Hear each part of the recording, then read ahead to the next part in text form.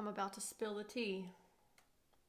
In a world where having large breasts equates to confidence and looking like a woman and being attractive and being worthy of love, it speaks volumes when tens of thousands of women each year decide to remove their breast implants. When very high-profile celebrities are deciding to remove their breast implants, when plastic surgeons are no longer performing breast augmentations, and when the FDA has a breast implant manufacturer ban a specific breast implant due to cancer, I don't care who you are.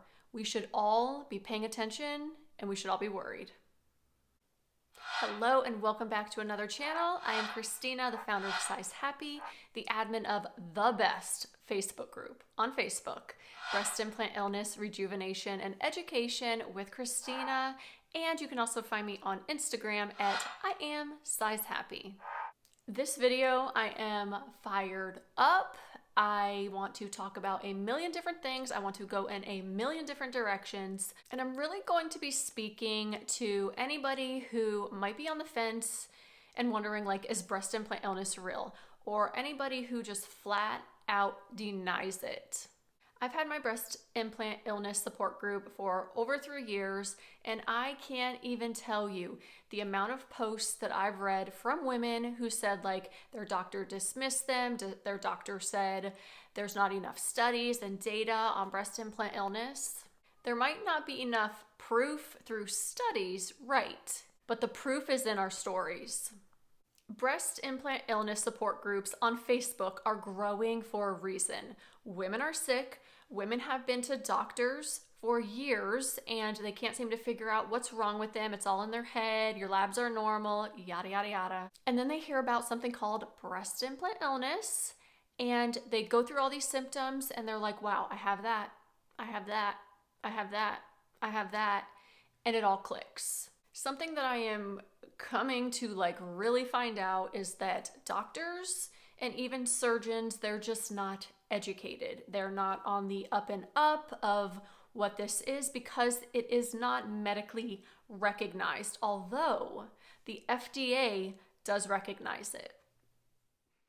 These are some articles that I printed off from the FDA's own website that I am going to get into in a minute. And these articles will be linked below, so I hope that you will check them out, print them out, and really keep an open mind.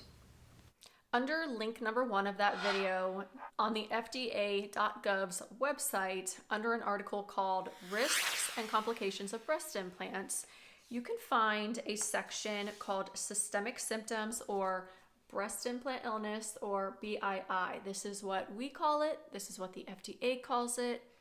It's here. Just give me like 20 seconds. I want to read this little snippet out of this article. It says, symptoms such as fatigue, memory loss, rash, brain fog, and joint pain may be associated with breast implants. Some patients may use the term breast implant illness to describe these symptoms. Researchers are investigating these symptoms to better understand their origins. These symptoms and what causes them are poorly understood. In some cases, here's the kicker, removal of the breast implants without replacement is reported to reverse symptoms of breast implant illness. Now, to me, that kind of sounds like an admission without saying it's an admission. 2 things that I gather from just that little snippet of this article is that 1, they're recognizing breast implant illness because they're calling it that. And 2, they're saying that when you remove your breast implants, some patients, a lot of us, are reporting that our symptoms either completely go away or at least improve. On that second article on here labeled FDA strengthens safety requirements and updates study results for breast implants, on October 27th of 2021, the FDA actually gave breast implants a black box warning, which means that they come with a risk. So if you are telling your patients or if a doctor is telling you breast implants are safe, there's little risk, they're lying. Plastic surgeons are now required to inform their patients of all of these symptoms and something called breast implant illness to anybody who's wanting to get a breast augmentation so that they have informed consent. These are my breast implants. and they weren't leaking, they weren't ruptured. They are beautifully ugly, but I was still very sick. So if a doctor or a surgeon tells you your implants aren't leaking or ruptured, they can't be the things that are making you sick, like it has to be something else, I just want to let you know that that is wrong. It's not correct. Mine are perfectly intact. Mine look completely normal like the day that I bought them, and yet I was very sick with breast implant illness. And you might be wondering, like, what about saline breast implants? Well, I have a whole video on here on my YouTube channel. Are saline breast implants any safer? And no, they're not. And the reason why is because those saline breast implants, yes, they're filled with saline water. Good, it's not going to hurt you. But saline breast implants, they have the same shell as the silicone gel-filled breast implants. So you're still getting exposed to all the same chemicals and neurotoxins and carcinogens and endocrine disruptors. Those are all tongue twisters for me.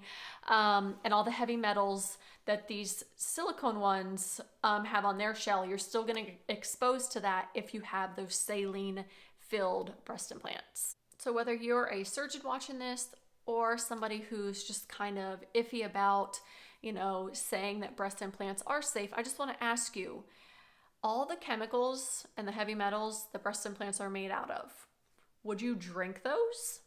Would you lather them on your skin? Would you inhale them? Probably not if they were sitting right in front of you. But we are allowing these breast implants to get implanted inside women for years and decades. Symptoms of breast implant illness for any doctors that are watching or surgeons or any patients that are watching. Symptoms of breast implant illness include fatigue, brain fog, joint pain, anxiety, depression, hair loss, blurry vision, weight gain, inflammation. Autoimmune diseases run rampant in women who have breast implants. You can just Google breast implants and autoimmune disease and put in the words like studies or research or data at the end of that, and you will find so many different articles on studies that have already been done with the correlation between women who have autoimmune diseases and breast implants. It is, and no, you're not just a new mom. You're not just stressed. You're not just getting old. If you have breast implants, and you're going to doctors and everything is coming out normal, it might be time for you to at least consider that you might have breast implant illness.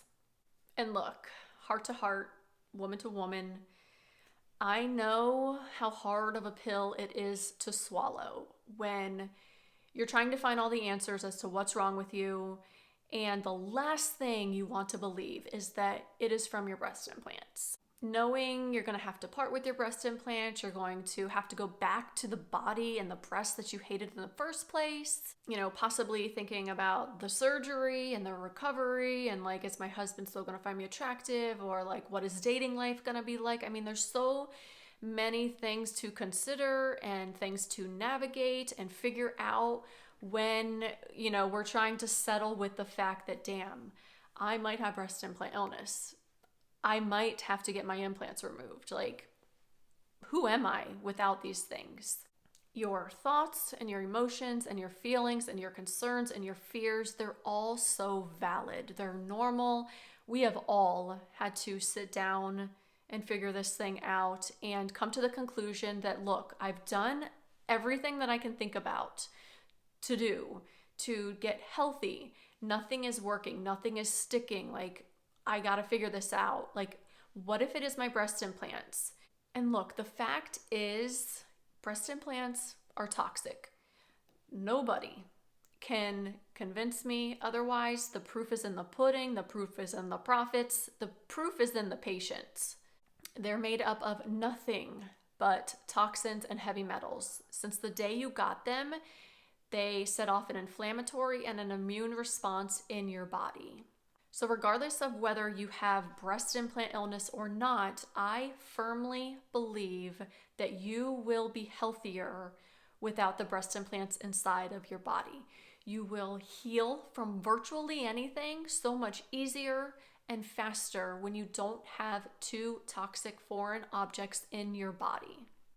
So look, at the end of the day, it's your body, it's your decision, it's your choice. I just want you to be informed about how toxic breast implants are and the symptoms of breast implant illness, because if you are just in and out of doctors and you can't figure out what is wrong with you, you just gotta kind of consider that it could be breast implant illness. I understand that nobody likes to be forced into making a decision, and people respond better when you just hand them the information and say, hey, here's what I know. I just can't keep this to myself. Look into this. And that's exactly what I'm really hoping that this video will do, is to just consider that possibly these breast implants that you're putting into patients are actually contributing to this problem. So it's 2022 and we're gonna start voting with our dollar. You gotta believe in breast implant illness. You have to no longer put breast implants inside of your patients if you want to get our business.